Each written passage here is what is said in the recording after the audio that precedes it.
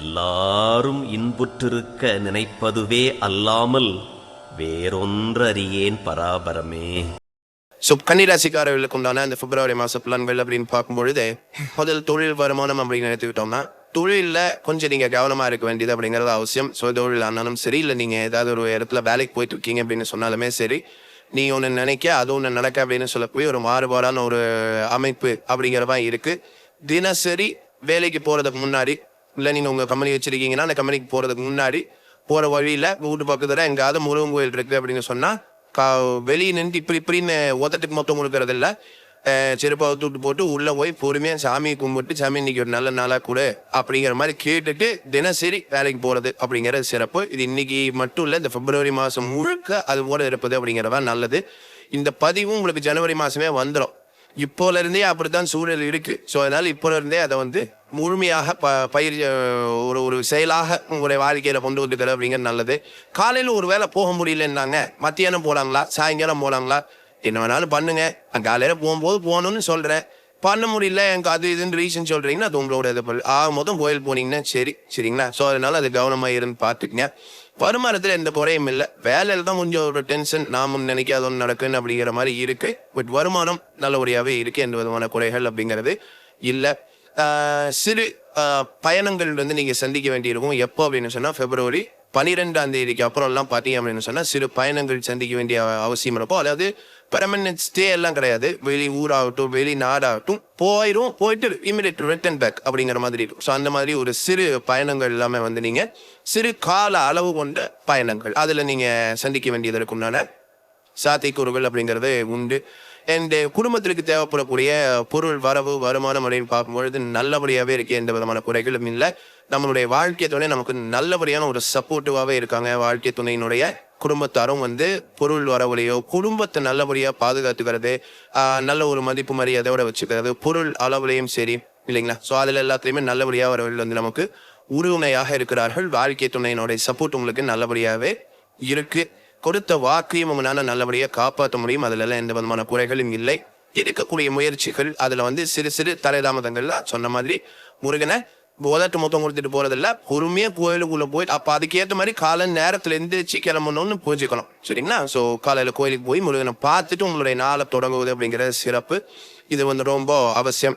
And நம்மளுடைய ஒரு நிம்மதி, வீடு வண்டி வாகனம் சுகமாக இருக்கக்கூடிய ஒரு வாழ்க்கை அப்படின்லாம் பார்க்கும்பொழுது கொஞ்சம் இப்போ 1.5 மாதம் போட்டோம், இந்த பிப்ரவரி தாண்டிட்டோம், பின்ன அதுக்குண்டான இது பண்ணிக்குவா ஒரு நிம்மதியாக தான் இருக்கீங்க. பட் இன்னும் பெருக்கி கொள்வதற்காக அப்படின்னு பார்த்தீங்கன்னா ஒரு மாதம் 1.5 மாதம் கழியட்டும், பின் பார்த்துப்போம். புதுசாக ஏதாவது வீடு வண்டி வாகனம் வாங்குறேன், நிலம் வாங்க அப்படின்னா ரொம்ப அவசியம். இப்போ விட்டா கண்டிப்பாக கிடைக்காது அப்படின்னு சொன்னால் வாழ்க்கை துணையோட ஒரு கன்சல்ட் பண்ணிட்டு அவங்களோட கலந்து ஆலோசனை பண்ணின பிறகு இருவரும் சேர்ந்து அந்த ஒரு காரியத்தை செய்யுங்க, பிரச்சனை இல்லை. நீங்களா தன்னிச்சையோ ஒரு முடிவு எடுத்துட்டு அந்த ஒரு காரியம் அப்படிங்கிறது இப்போதைக்கு செய்ய வேண்டாம். ரொம்ப அவசியம்னா மட்டும் வாழ்க்கையதனோட சேர்ந்து செய்யுங்க, இல்லைன்னா ஒரு 1.5 மாதம் கழியட்டும், பின் பார்த்துக்கோ சரிங்களா. அதில் மட்டும் கொஞ்சம் கவனம் அப்படிங்கிற தேவை. அண்டு பிள்ளைகள் அப்படின்னு பார்க்கும்பொழுது அவர்களால எந்த விதமான தொந்தரவுகளும் எதுவும் பெருசாக ஒன்றும் இல்லை. என்ன இந்த பிப்ரவரி ஒரு 11, 12 தாண்டி பொது கடன்கள் எதுவும் வாங்கிட வேண்டாம். அது ரொம்ப பர்டிகுலராக கையில் இருக்கக்கூடிய இந்த பத்திரங்களை அடகு வைத்து, இந்த வண்டி புக்கு எல்லாம் பத்திரம் தானே, இந்த பத்திரங்களை அடகு வைத்து வாங்கக்கூடிய கடன் தயவு செஞ்சு பண்ணிடாதீங்க. அந்த பத்திரத்தை மீட்டு எடுப்பது ரொம்ப ரொம்ப சிரமம். அதுவும் எங்காவது நான் அரசு வங்கியில் தான் கொண்டு போய் வைப்பேன், தலையிலாக தான் குவிப்பேன் அப்படின்னு ஒரு சில ஆட்கள் உண்டு. நான் பண்ணவே பண்ணாதீங்கிற அதுலேயும் மோசம் கொண்டு போய் அரசு வங்கியில் வைக்கிறது, அவ்வளோதான். அதை மறந்துட வேண்டியதுதான். நான் அபசகரமாக சொல்லலை, அந்த அமைப்பு அப்படி இருக்கு, நான் கவனமாக இருந்தேன்னு சொல்ல போகிறேன், வேற ஒன்றும் இல்லை.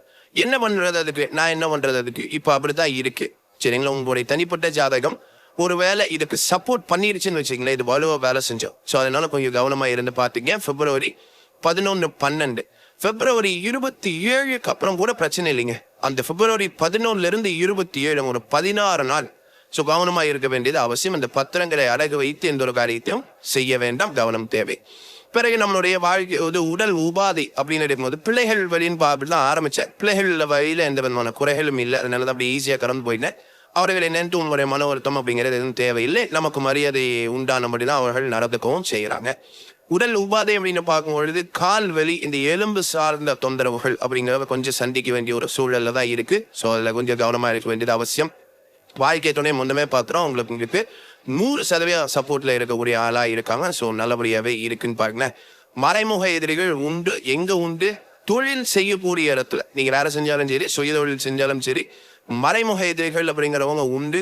நீங்க என்ன பேசுறீங்க, பாக்குறீங்க, பிடிக்கிறீங்க அப்படிங்கிறதுல கவனமா இருந்து நடந்து கொள்ளுது அப்படிங்கிறது சால சிறந்தது. ஸோ கவனமா சுற்று வட்டாரத்தை சுற்றி பார்த்து கவனமா இருந்துக்குங்க. நம்மளுடைய தந்தையினுடைய உதவி, மாமனாரினுடைய உதவி அப்படிங்கிறது நமக்கு நல்லபடியாவே கிடைக்குது. நீங்க என்ன ஆலோசனை கேட்கணும்னாலும் அவங்க வீட்டையும் தாராளமா கேட்கலாம். நமக்கு கிடைக்கக்கூடிய ஒரு பேர், புகழ், அந்தஸ்து, அதுல கௌரவம், அதுலலாம் எந்த குறையும் இல்லைங்க. அதெல்லாம் அட்டகாசமா நல்லபடியாவே எந்த விதமான தொந்தரவுகளும் இல்லை. பிள்ளைகளோட படிப்பு அப்படின்னு பார்க்கும்போது பள்ளி, ஸ்கூல் போறாங்க பார்த்தீங்களா, அவர்கள் அனைவருமே கவனமா படிக்க வேண்டியது அப்படிங்கிறது ரொம்ப அவசியம். அதே அந்த யூஜி பிஜியில் இருக்கிறவங்க எல்லாமே, காலேஜ் போறவங்க எல்லாமே பிரச்சனை இல்லைங்க. ஸ்கூல்ல இருக்கிறவங்க எல்லாமே மெனக்கெட்டா தாங்க படிப்பு மண்டையில ஏறும். படிக்கணுங்கிறதுக்கு உத்வேகமே அவர்களுக்கு வரும். ஸோ பெற்றோர்கள் கவனமாக இருந்து பார்த்து கொள்வது அவசியம்.